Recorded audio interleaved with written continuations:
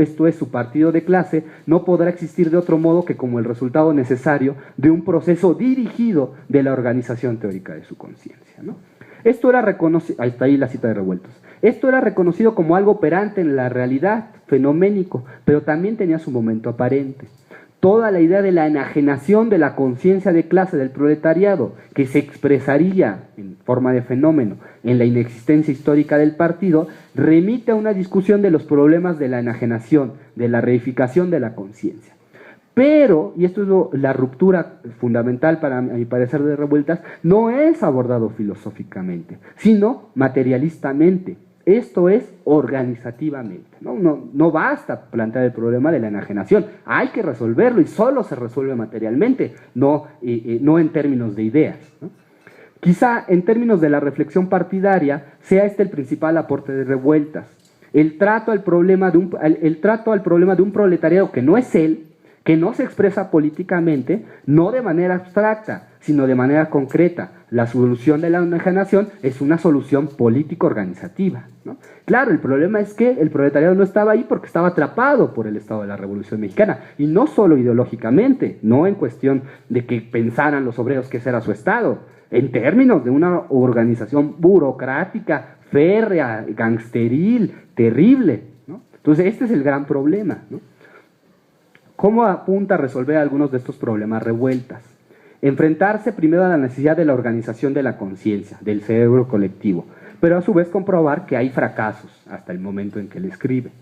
Me parece que gran parte del secreto de la tesis de Revueltas se encuentra tanto en los textos que refieren al problema del cuestionamiento de la centralidad del proletariado, que son los textos de finales de los años 60, y la crisis de la forma partida en su expresión conocida, ¿no? De cuando entra en crisis, o él cree ver entrar en crisis al partido político, ¿no? Y lo resuelve a la manera, y creo que en esto sí sería más, yo sí le daría un mayor peso al problema de la democracia, a lo que él llama la democracia cognoscitiva, ¿no? Como según en palabras de Revueltas, desde Lenin existe la búsqueda por llevar a cabo la dirección, y así lo dice, racional consciente del proceso histórico, el proceso de la sociabilidad, del proceso de la reproducción de la vida social, pero como éste se ve limitado por afirmar solo un aspecto de esa conciencia, la del proletariado, ¿no? El énfasis que Revueltas pondrá al final de su vida sobre los problemas de la autogestión organizativa, política, sigue en una idea muy parecida a la de Lenin, al plantearse el problema sobre la organización, sobre el proceso de la desenajenación práctico-material, aunque desde el punto de vista de lo que ya parece un no logro socialista en el mundo que a él le toca conocer, ¿no? Sus críticas al mundo socialista van en el sentido de que han afirmado a la clase y no han desaparecido a las clases, ¿no? Han afirmado al proletariado y no lo han disuelto, ¿no? Esa es su crítica, digamos, fundamental. En ambos casos hay la búsqueda de llevar la política a un plano de conciencia racionalizada, ¿no? De conciencia y razón. No se trata de política instrumental, de artificios, sino de racionalidad. Como forma de conciencia organizada, esta se desarrollaría plenamente. Este momento se dará en un momento que parece efectivamente teórico, el que él llama la democracia cognoscitiva, pero que en realidad parte del autoconocimiento del sujeto, no importa si es proletario o no, y por tanto de la sociedad en su conjunto.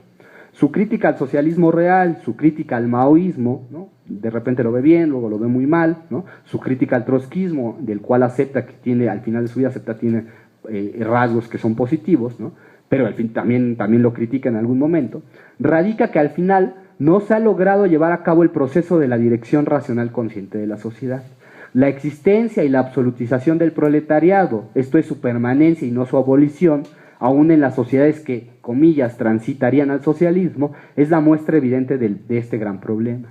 Pero no renuncia ni quita el dedo del renglón. Se debe avanzar hacia ese lugar, el de la dirección consciente, política consciente, racional, a replantear, como dice él, que viene desde una historia desde Platón hasta Lenin, ¿no? Este papel central del proceso histórico racional consciente.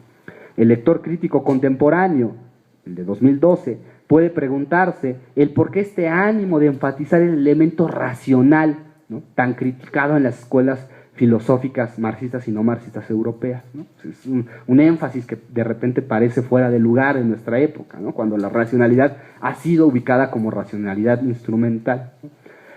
A mí me parece que gran parte de esto se ve y se explica en dado que la época que le ve pasar revueltas, pues es la época de la era nuclear y de la amenaza de la tercera guerra, ¿no? Que va a ser una guerra atómica y que va a acabar con la vida, ¿no? Esta catástrofe irracional que significaría la tercera guerra, ¿no? La guerra nuclear, de unas fuerzas productivas que pueden convertirse en fuerzas destructivas, ¿no? De aniquilamiento de la humanidad. A mí me parece que por eso este énfasis en el problema de la racionalidad tan fuerte, ¿no? De conducir el proceso histórico de manera tan racional, ¿no?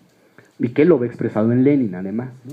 La forma de esa dirección racional consciente que Revueltas detectará como la salida para la existencia histórica de la conciencia organizada, que se desenajena prácticamente, la llamará, como dijimos antes, democracia cognoscitiva, y respondería al sentido que tiene el de la caracterización del propio Lenin, en donde no se trataría más de una democracia cuantitativa que se reduce a la mera opinión de los miembros, sino a la democracia racional. Y cito a Revueltas: cuando la ley de tendencia es la razón y el ejercicio libre de la razón, la que a su vez se comprueba mediante el criterio de la práctica objetiva, o sea, en la coincidencia de lo que se piensa, del concepto subjetivo, con lo pensado, o sea, la práctica. Es por esto que a Revueltas siempre se le ubica, o muchos tienden a ubicarlo, en el ánimo de la filosofía de la praxis, ¿no? que encabezará Sánchez Vázquez por acá, ¿no? Me parece que a pesar de las limitaciones de algunos de los planteamientos, ¿no? que se pueden encontrar, la organización que él encuentra como autogestionaria, que es la que conoce a partir del movimiento del 68, sin renunciar nunca a Lenin, tiene como centro el problema del momento democrático, de ascenso y decisión de esa conciencia que quiere organizarse y participar políticamente para dirigir el proceso histórico de manera efectiva. Es, por tanto, no un vuelco al espontaneísmo, no un vuelco al anarquismo sin más, malentendido el anarquismo, pues, ¿no? No es una revisión, no es un revisionismo, es un planteamiento que quizá vaya en el contrasentido de lo que le interesaba a Revueltas. Se plantea teóricamente, pero no necesariamente se lo ha resuelto prácticamente, ¿no? Desde mi perspectiva, el ensayo del proletariado sin cabeza es una gran bisagra teórica e histórica entre la consideración de Lenin, la Revolución Rusa, ¿no? El movimiento comunista que él conoce a principios de los años 30, y el movimiento del 68, la emergencia de estas nuevas izquierdas, particularmente de la autogestión, ¿no? Entre Lenin y la nueva realidad que existe, con todos los pecados y excesos del ensayo, ¿no? Plantea y abre las puertas para pensar de otro modo la organización, el partido y el cerebro colectivo. Y quizá ahí radique su gran importancia, ¿no? En que puede atreverse a plantear, ¿no? O que plantea una manera alterna donde se conjugaría un momento de autogestión democrático desde abajo, ¿no? Y el momento del partido y de la organización, con todo lo que ello significa, con todo el sacrificio que ello significa, ¿no? Al final de su vida, o al menos en los últimos textos, y esto sí me gustaría recalcarlo, Revueltas llega a cuestionarse el lugar que tiene el proletariado en el proceso de transformación, ¿no? En un texto llamado Clase y Partido, los nuevos contenidos de la realidad en la segunda mitad del siglo XX, Revueltas empieza a darse cuenta que el cuerpo político, que no tenía cabeza en el ensayo, pues en realidad no está tan claro que esté presente, no basta construir el cerebro, hay el problema de que el propio cuerpo político no está realmente, no me parece que nunca llega a explicarse, ¿no? Si bien hace una crítica histórica y una crítica radical a la ideología del Estado mexicano, no logra ver cómo ese Estado mexicano organizó prácticamente, ¿no? De manera muy dura, a base de la fuerza, al cuerpo político de la clase obrera, ¿no? Me parece que ese fue el único vuelco que le faltó a Revueltas. No le dio la vida, muere unos años después, muere en 76, ¿no? Muere justo, y eso es lo curioso, en el momento de la insurgencia sindical, ¿no? Esa es, digamos, la gran paradoja de Revueltas. Revueltas plantea un tema que después va a inundar la reflexión teórica, que es la difuminación del proletariado, pero lo plantea antes de los años 70, ¿no? Sin embargo, a él le toca ver todavía un gran momento de efervescencia política del sindicalismo independiente, ¿no? Digamos que se logra salir de la dominación del Estado, ¿no? Yo creo que a mí me parece que hay que leer el ensayo como una bisagra en estos dos momentos, ¿no? Entender y completar la crítica que Revueltas no alcanza por la vida, porque la vida no le da a hacer, ¿no? Entender qué significó la emergencia, no solamente ideológica, sino práctica de ese poderoso Estado, ¿no? Y por tanto también tomarle la palabra cuando Revueltas se plantea que quizá no sea el proletariado el único sujeto, el único actor, ¿no? Que tiene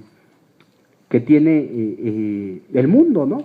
Les voy a leer un parrafito de este último texto que les comenté, ¿no? Cuando dice Revueltas: la lucha de clases no resume el todo de la problemática de la sociedad contemporánea. Existe algo que está más allá de la lucha de clases misma y que debe buscarse en un nuevo tipo de antagonismos sociales e históricos, antagonismos perdurables aún en la sociedad nueva, no capitalista, ¿no? Digamos, logra ampliar de manera interesante su campo de acción y por tanto le obligaría a reformular el campo organizativo, ¿no?